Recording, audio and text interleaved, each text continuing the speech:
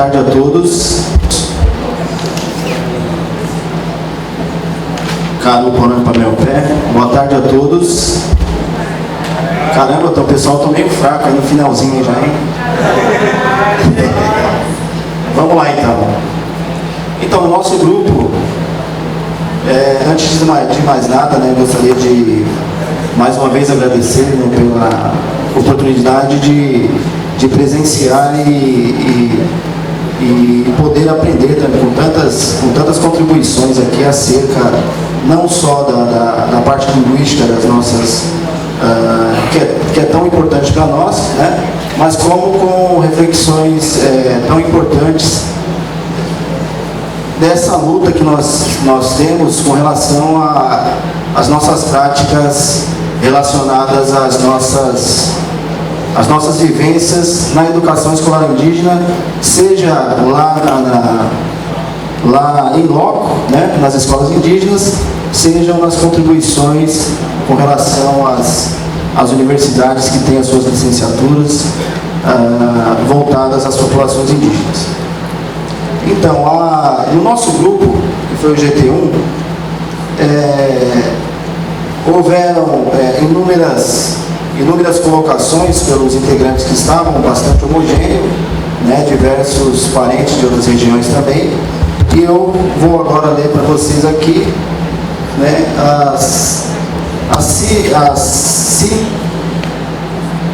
a síntese que nós fizemos nesse trabalho, né? Então vamos lá.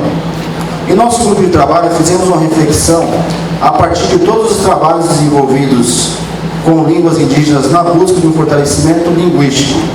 Um dos principais pontos de questionamento do nosso grupo foi a dificuldade de trazer a comunidade para essa importante reflexão sobre o processo de revitalização da língua materna. Muitos veem com estranhamentos e preferem que seus filhos sejam alfabetizados na língua não indígena, com os métodos tradicionais não indígenas. Por exemplo, a valorização da escrita em detrimento de atividades que transpõem os limites do espaço da escola e modelos de educação escolar do não indígena. Essa questão também está relacionada com a compreensão de que os conhecimentos indígenas também são ciência. É necessário legitimar as formas de educação indígena. Chegamos né, de que no contexto que vivemos, em meio de diversas tecnologias, devemos trazê-las como ferramenta de apoio para essa sistematização das línguas indígenas.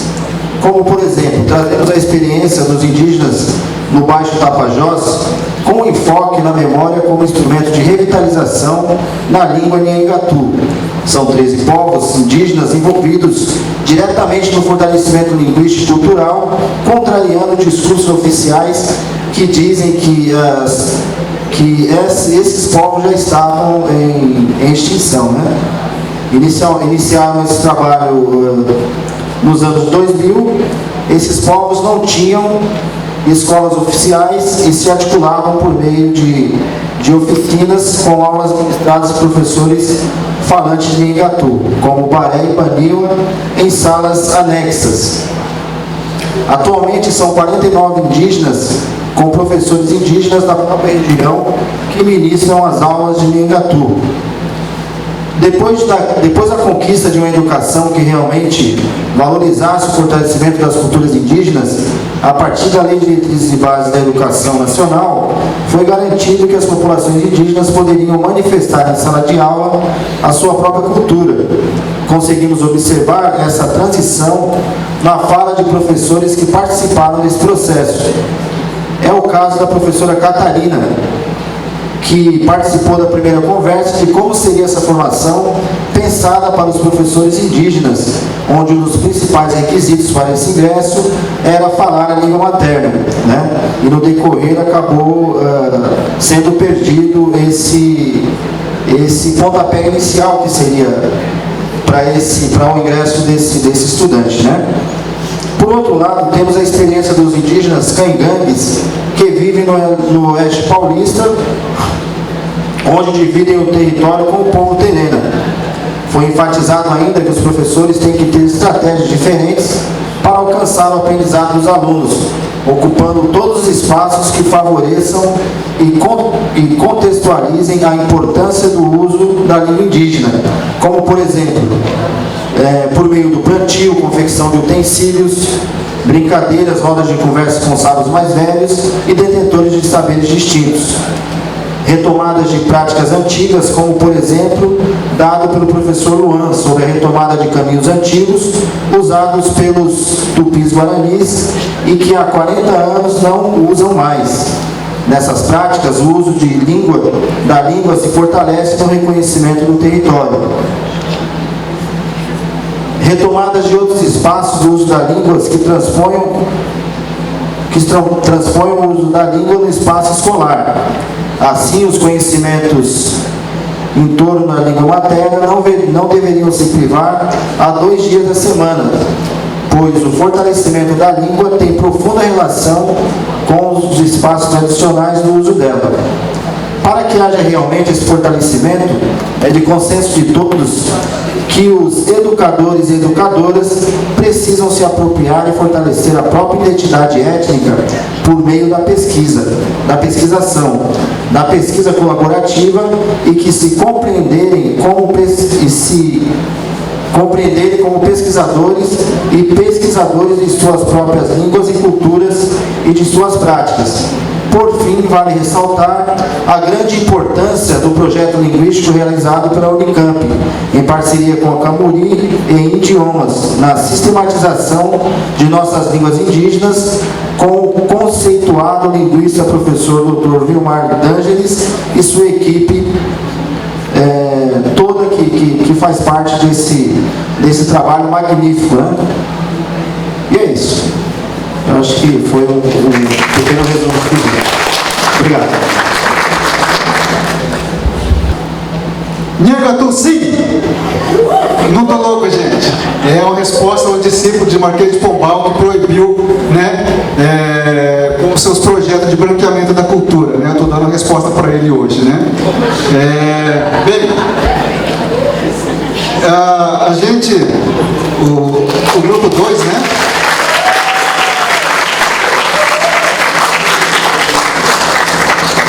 Boa tarde a todos. Também agradeço a oportunidade de estar aqui contribuindo por esse fato muito histórico, né? E falar que o grupo que a gente estava ouvindo para a gente sistematizar as informações, né? Para a gente melhorar cada vez mais esses projetos que vêm sendo desenvolvidos a árduas penas, né? Durante as apresentações e exposições dos projetos de revitalização linguísticas e outras iniciativas com o mesmo objetivo, foi possível fazer uma reflexão e apontar questões advindas das mesmas, das quais se seguem. Então, a gente fez alguns apontamentos aqui, né? Tem algumas coisas assim que um pouco provocativa, né? E eu vou dar uma explanadinha quando for provocativo para a gente, né, fazer uma reflexão em conjunto, não só aqui, mas a gente levar para os nossos ambientes particulares também, refletir o que esse professor Wanderson, né, e a equipe que estava com ele quis dizer, né? Bom, alguns avanços, a gente vai começar com os avanços para a gente ficar um pouco mais animado, né? Os projetos de revitalização têm contribuído para o fortalecimento ou retomada dos cantos, músicas, rituais, danças, pinturas, arte, vestimentas, jogos, brincadeiras, narrativas, mitos, ciências, etc. Então, assim, como foi tratado aqui, que esses projetos de língua, ele está vinculado diretamente com a cultura. Então, não tem como você só tentar recuperar a língua, mas a vontade de dançar, a vontade de cantar, fazer poesia, a vontade de usar o arco e flecha, a pintura, vem tudo junto também, né? Então, é um avanço, né, para as comunidades que têm esses projetos, né?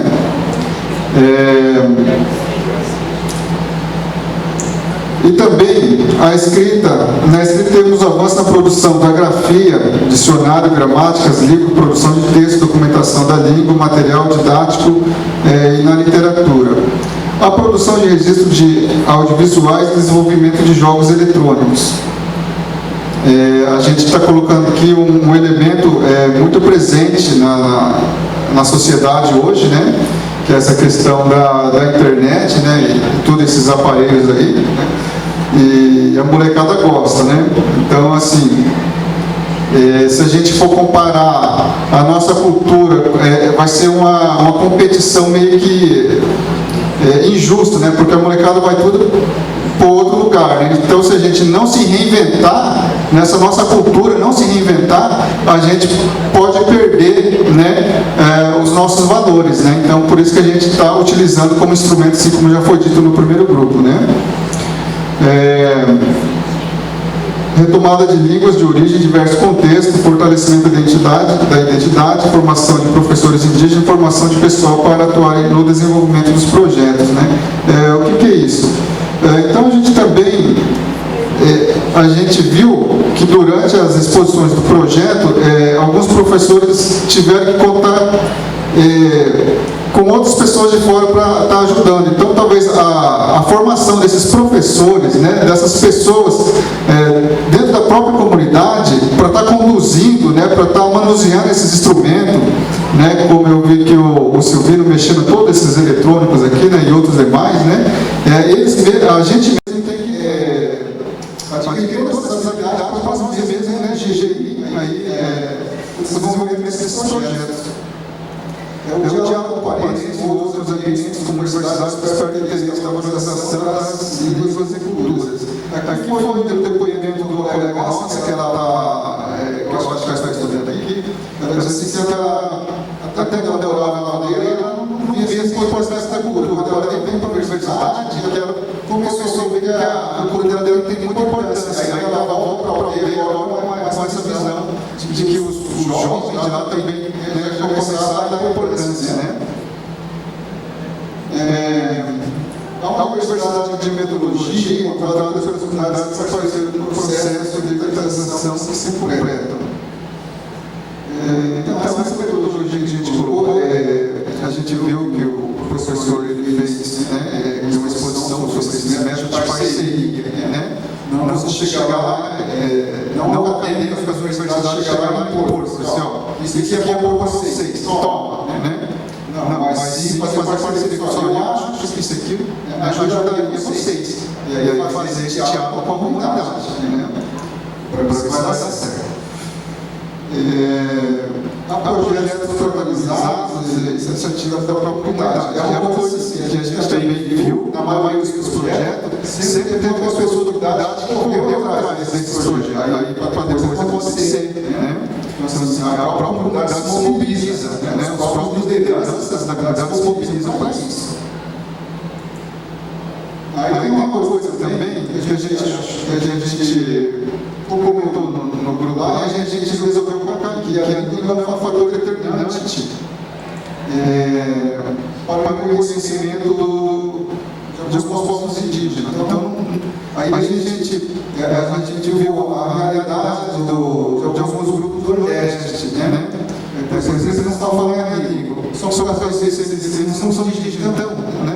Então, a gente viu que não é a língua que era só ela que é determinante, existem outros fatores também que determinam que ele foi indígena ainda. Por mais que ele perdeu e fala só o português hoje, mas tem sim outros traços culturais que ficaram aí que ele tem que ser reconhecido como indígena, né? Então, também é uma questão provocativa, né? Um projeto de revitalização só tem continuidade se a mobilização tem interesse por parte da comunidade. Já foi falado, né? Dificuldade, gente. Então a gente tem uma dificuldade, né?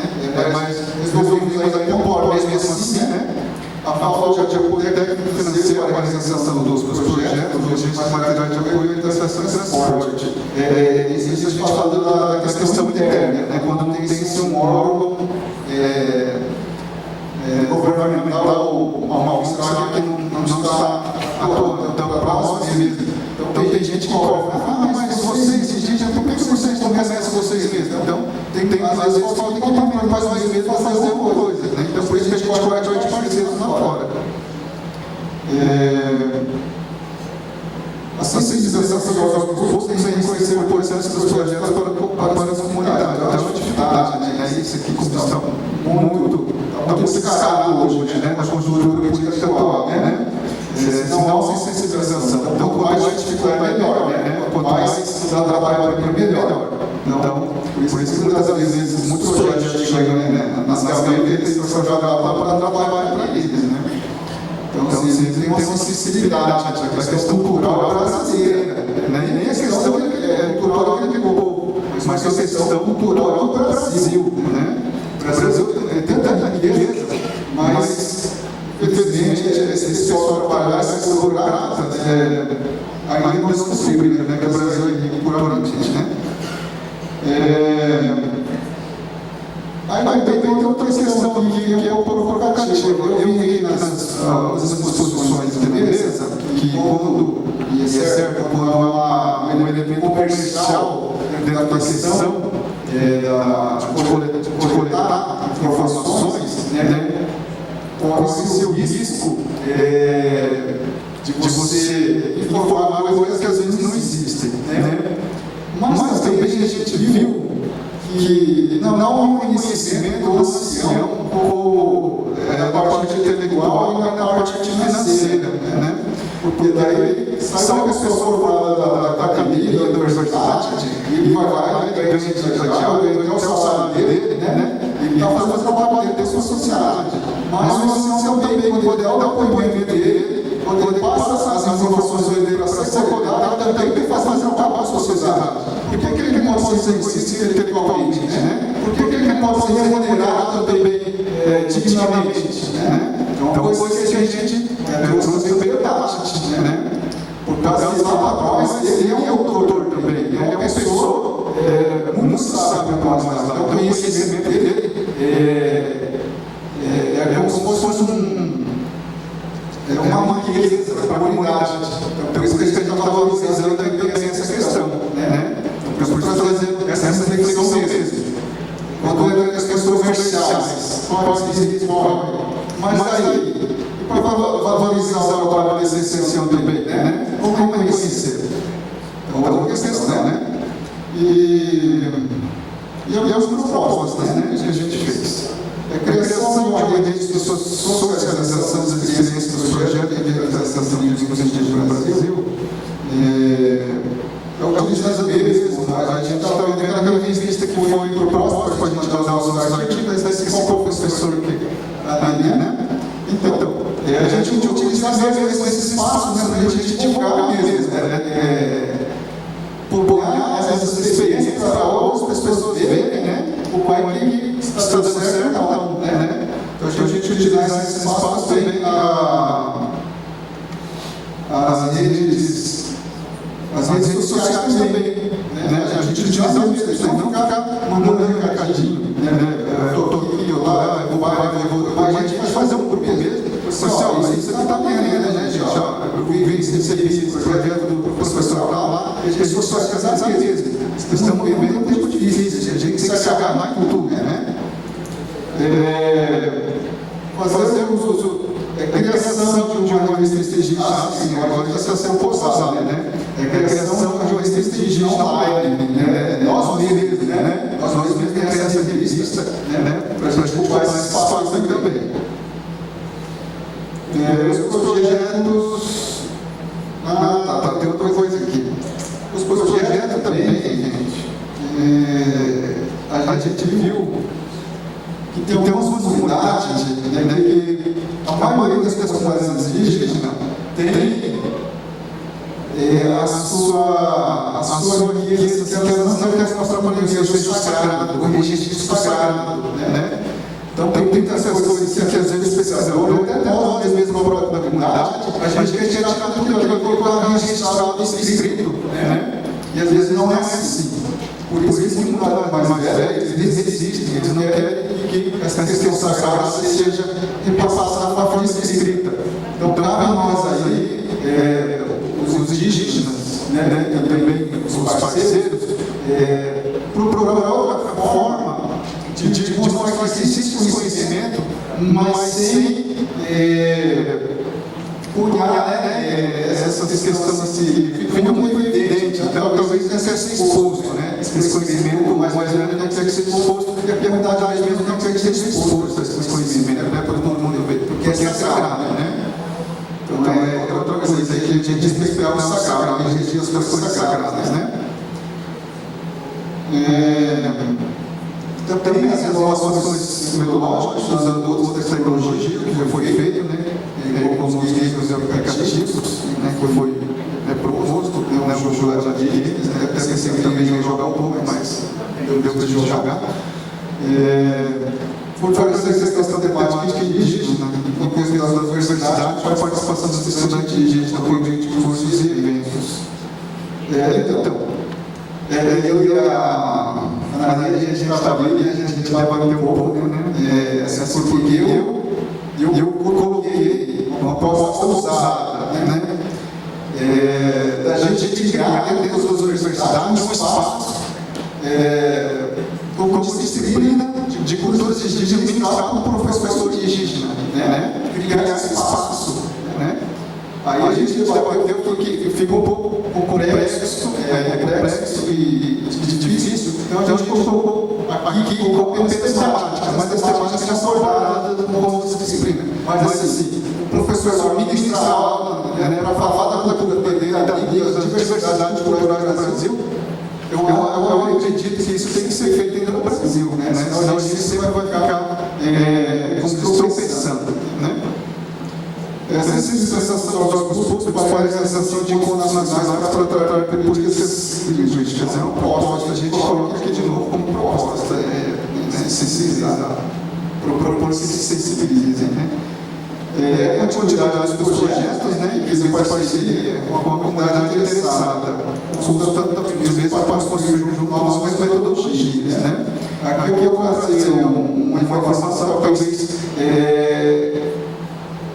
só minha pergunta, talvez as outras não tenham esse problema, mas eu vou conversar com vocês. Então, às vezes, para quem vem de fora, acha que pedir para que o dirigente do professor de vá consultar mais velho, ou alguém da comunidade, parece que é mais fácil essa ponte, né? Na nossa comunidade não é, né? Eu acredito que é o mais difícil. Por quê? Porque o caso mais velho, ele entende que o professor indígena, o pesquisador indígena, ele está sendo prestigiado, né? Ele está ganhando salário para isso. Aí a gente vai lá, conversa mais velho, e ele fala assim: mas você está ganhando, você que tem que falar, né? Você não vai falar nada, né? Então é difícil. Então talvez o Estado dá prestígio para esse ancião, mais que várias pessoas de fora da comunidade, aí o ancião tem que ser prestigiado, né? Poxa, está vindo procurar as pessoas lá da universidade e tal, né? Aí é mais fácil de você coletar essas informações, porque para nós é difícil, né? A gente chegar lá e fazer dentro dessa metodologia de pesquisa. Chegar lá com o caderno na mão e perguntando para o mais velho, é difícil. A única coisa que a gente consegue espontaneamente é a convivência. E sabe que na convivência os mais velhos, eles determinam a idade para a gente aprender o segredo que eles têm, né? Eles determinam a pessoa que pode deter esse mesmo conhecimento, então não é qualquer um, né? Então por isso que estou falando, talvez essa metodologia para a minha comunidade lá, às vezes a gente perdeu muito, do que se tivesse ido o próprio pesquisador não indígena indo lá, né? E ter perguntado para ele, talvez teria conseguido mais coisas, né? Mas é assim, é uma situação da minha comunidade falando de métodos de pesquisa, né? Então, para a minha comunidade, vai servir assim, dessa forma que eu estou falando, né? A pessoa ir direto lá. É claro que a gente vai junto, né? Não vai deixar a pessoa ir lá sozinha, mas a gente vai junto para conversar, né? E fazer essa ponte. Mas a gente ir lá pesquisar com o caderninho é mais difícil, né? Então, e fomentar também outro projeto ousado, que também eu e a colega ali que ajudou a sistematizar, eu também fui muito ousado nessa questão de fomentar, né, a cooficialização das línguas nos municípios onde os grupos se encontram, né? Porque existe, eu não sei se é uma lei a nível estadual ou federal, mas que ou era apenas uma uma lei orgânica do município, mas assim, que aonde tem comunidade indígena, o município, né, é obrigado a falar nas duas línguas, pelo menos nos lugares públicos, né? Banheiro público, feminino, masculino, tem que estar em português e na língua que tem naquele município, né? Entrada, saída, em todos os lugares públicos, pelo menos aí tem que ter, né? Aí então eu, como ousadia, falei assim, então por que a gente não fomenta, né, o ensino de língua nessas escolas, nos programas curriculares das escolas também, né? Não só nas universidades, mas também nas escolas, né, dos municípios também, com o professor indígena, né? Daí ela me explicou que esse é um pouco complexo também, por causa que daí você vai ter que, toda vez que o prefeito for emitir alguma nota, alguma coisa, ele é obrigado a escrever nas duas línguas, né? Por exemplo, se for ou nas três no caso, né? E tem município que passa de três grupos étnicos, né? Então, por exemplo, aí ficaria assim, bem complexo mesmo. Mas eu não retiro minha palavra, né? E eu vou até o fim, né? Mas assim, para amenizar tá assim, a gente apenas, né, colocou que fomentar e fortalecer as línguas indígenas onde foram oficializadas. Então já existe algumas realidades assim, né, que já foram oficializadas, né? Então a gente fomentar e fortalecer as que já foram, né? Mas no meu pensar, eu acredito que todos os lugares que existem, todos os municípios que existem, deviam também oficializar, né? Aí, como disse, se é um problema do não indígena, do prefeito escrever, saber ler, escrever, daí ele vai ter que resolver, porque a gente resolveu falar português também e aprender a cultura do português. Por quê? Será que ele não tem capacidade também, né? Então é uma coisa que eu deixo aqui para a gente refletir.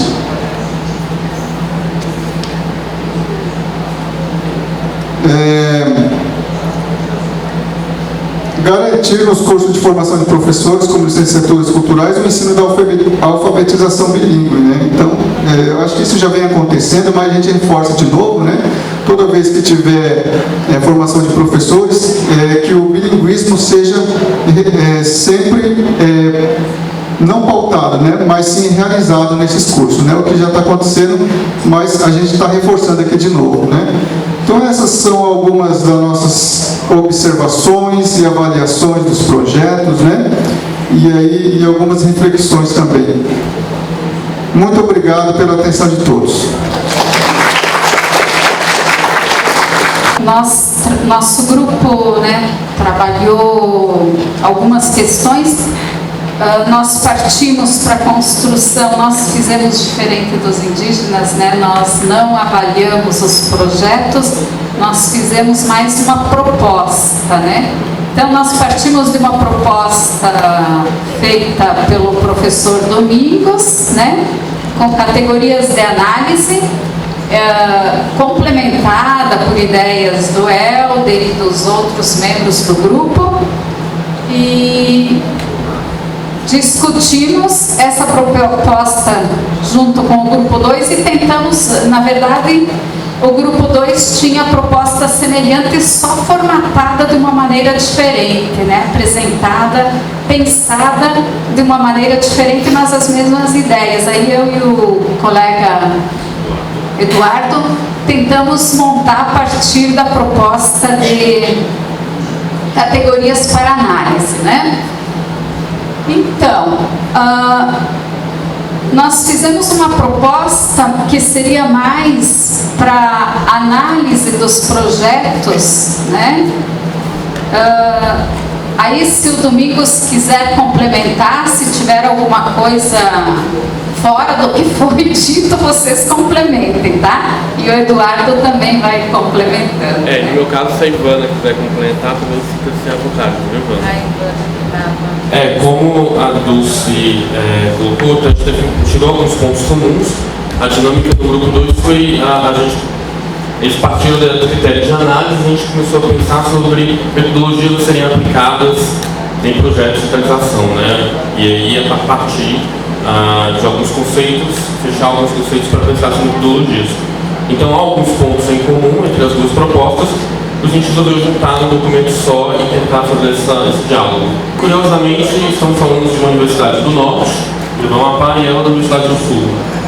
Então, nessas categorias para análise dos projetos, eu e o Eduardo mudamos um pouco a ordem que o Domingos apresentou, né, propôs, seguindo um pouco o que o grupo deles tinha proposto, né, a situação da língua. Então, nós teríamos, na análise dos projetos, pensando assim, seria bom todos os grupos poderem analisar os projetos para poder ver os avanços, né, que tem. Vocês vão ver que é uma proposta bem acadêmica, né?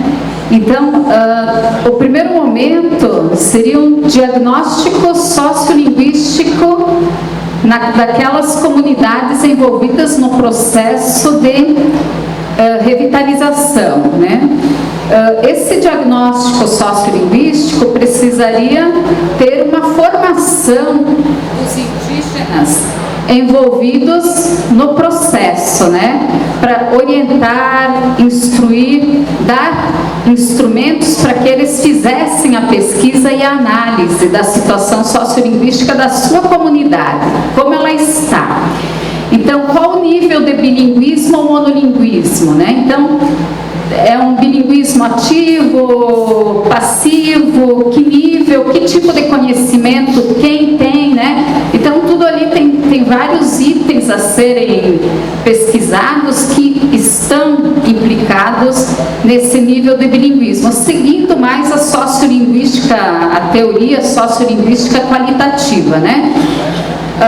Essa é uma forma também de fazer com que esse conhecimento seja um conhecimento que é considerado academicamente, né?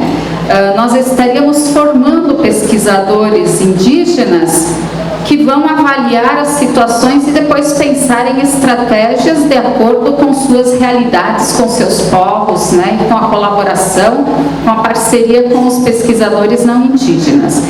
Então, ali no diagnóstico também tem a questão da função e do espaço do uso das línguas, né? Língua indígena, língua portuguesa, onde uma é usada, onde a outra é usada. O nível de domínio da modalidade escrita da língua indígena, né? Que é uma questão importante para a escola, para o ensino da língua. Então, esses elementos, essas informações, esses dados são importantes para a gente se pensar, né? Para o grupo poder discutir, refletir sobre a política linguística que ele pretende adotar. Como está sendo o ensino, como está sendo, né, a transmissão dessa escola, né, dessa língua na escola, seu projeto é de revitalização, vitalização linguística, né? Que língua que é usada na escola para alfabetização? Que língua que é o português ou é a língua indígena? Que língua que as crianças falam, né? Então, seria toda uma investigação a ser feita. Não descem. Que outras ações na comunidade, né, além da escola, são utilizadas para a transmissão ou não dessa língua, né? E finalmente, né, a partir dessas reflexões, discutir com a comunidade qual é a política linguística que ela quer, né? Qual é o papel da língua indígena? Nós queremos realmente que a alfabetização seja, que as crianças aprendam a língua indígena na escola, a alfabetização seja em língua indígena. Se as crianças, ninguém fala a língua indígena vai ser uma língua segunda. Então tem que pensar em produção de material didático, em metodologias dessa língua como língua 2. Não adianta querer alfabetizar em língua indígena se a criança não fala, porque ela não vai aprender, né? Então, tem toda uma reflexão, né, que vai ser feita. Como eu havia dito no início da fala, o grupo estava pensando mais nessas metodologias e pensar o que são esses processos. E apesar da Dulce ter lembrado depois da nossa conversa que há uma tipologia proposta pelo Vilmar para essas línguas, a gente pensou nesse grupo também numa tipologia de situações, né, de projetos voltados às línguas indígenas. Então, que no primeiro momento assumiu o nome de fortalecimento, mas após a conversa com a professora Aldaci, a gente optou por usar o termo que ela usa, que é vitalização. E a gente propõe aqui 4 tipologias, né, 4 tipos, e tentou minimamente definir cada um desses tipos para dizer o que a gente está entendendo por cada coisa, né? Então, vitalização como dar força, vigor ou vitalidade à dinâmica e existência de uma língua. Revitalização como novas dinâmicas para a existência e uso da língua.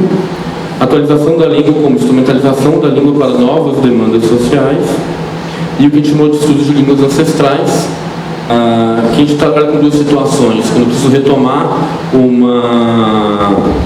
uma língua que eu tenho só o material escrito, né? São línguas não faladas, e quando eu não tenho, e quando eu tenho esse material de língua falada. Então, assim, um exemplo seria o que aconteceu do processo com os Guaranis e o texto do Curto Medaju, e o não falada, quando eu retomo, por exemplo, o texto do Viet Nevet para o Pataxó, por exemplo. E aí, como a professora Dulce lembrou, a gente está propondo uma tipologia alternativa. Não é propondo, há uma tipologia alternativa já presente num texto publicado, que é do Vilmar D'Angelis, que é pensar fortalecimento e modernização, revitalização, modernização, recuperação / revitalização, reintrodução de bilinguismo ou introdução de língua indígena. Então, além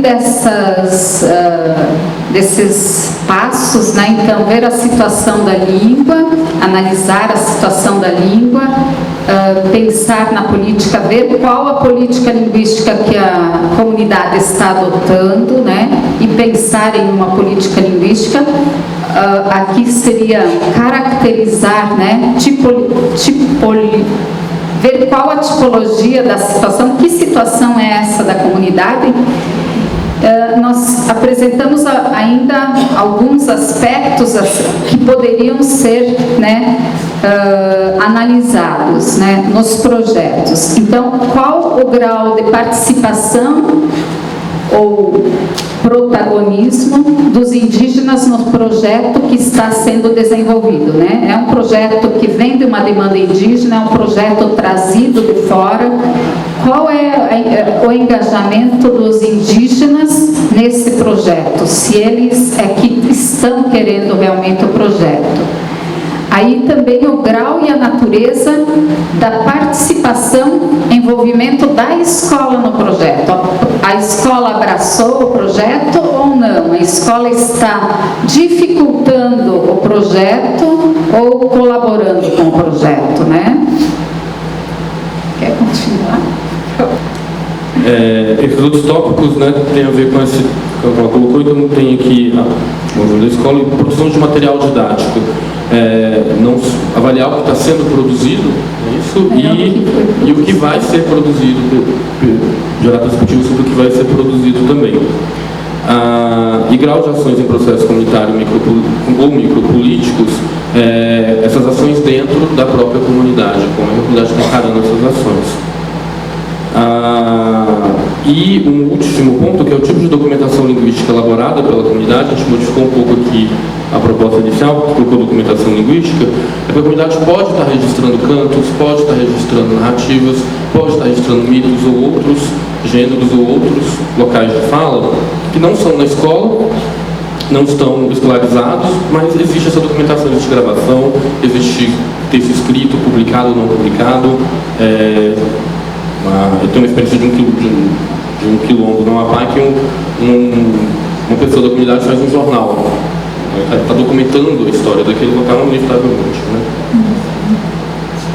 Então seriam esses elementos para analisar, né? Aí, essa é a proposta de análise dos projetos. Aí, nosso grupo ficou muito tempo falando na questão dos recursos, né? Então, como na verdade, como garantir a continuidade das ações de revitalização dos projetos nesse momento, né? Nós sabemos que aqui pelo Brasil nós vamos ter vacas magras, né, em todos os setores. Então nós propomos, né, o nosso grupo pensou que a gente poderia criar um grupo de trabalho para elaborar o projeto guarda-chuva de revitalização linguística. E eu acho que tem que ser um projeto com algumas pessoas, porque não dá para ter o GT, né? Algumas pessoas no GT que pensariam o projeto e teriam os grupos envolvidos nesse projeto, esses que já têm, né, já estão desenvolvendo projetos, não novos projetos, né? Para a gente também, porque já tem só a FUNAI, né, segundo o André, tem 16 projetos em ação, né, que estão sendo desenvolvidos. Então, nós teríamos que ter uma equipe para pensar um projeto guarda-chuva que iria contemplar esses projetos já existentes e tentar financiamento internacional, porque aqui nós não acreditamos muito na possibilidade, né? Tentar conseguir recursos internacionais para esses projetos. Então, esse grupo de trabalho poderia se reunir, sair daqui de repente já com um calendário, né, de encontros para definir, elaborar o projeto, ver quais são os grupos que vão participar, quem são os indígenas, né? Então a gente pensou em que cada grupo indígena teria o seu, um não indígena, um pesquisador, né? E um indígena coordenando, sempre com um indígena, né? Um indígena e um não indígena, que iriam articular o projeto, encaminhar o projeto, mas seriam ações mais ou menos coordenadas, mas diferentes de acordo com a situação linguística de cada povo. Então o projeto, ele já seria um projeto que iria tentar responder as perguntas colocadas acima, né? A partir daquelas categorias de análise, né? Para fazer um levantamento, uma análise da situação realmente dessas línguas e dos projetos que estão sendo desenvolvidos, para poder saber que ações a mais poderiam ser desenvolvidas para fortalecimento, vitalização daquela língua, daquela cultura, né, daquelas práticas culturais. Aí cada grupo queria definir as ações a serem realizadas, né? A gente propondo isso também, eu acho que a gente pensou nessa questão que o André colocou, né?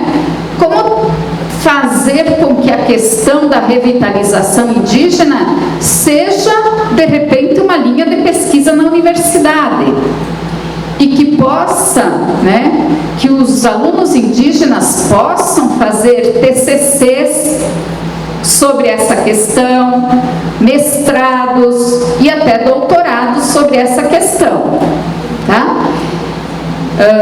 Que é bem possível, né? Na linha da sociolinguística e outras linhas de pesquisa você consegue trabalhar bastante isso, né?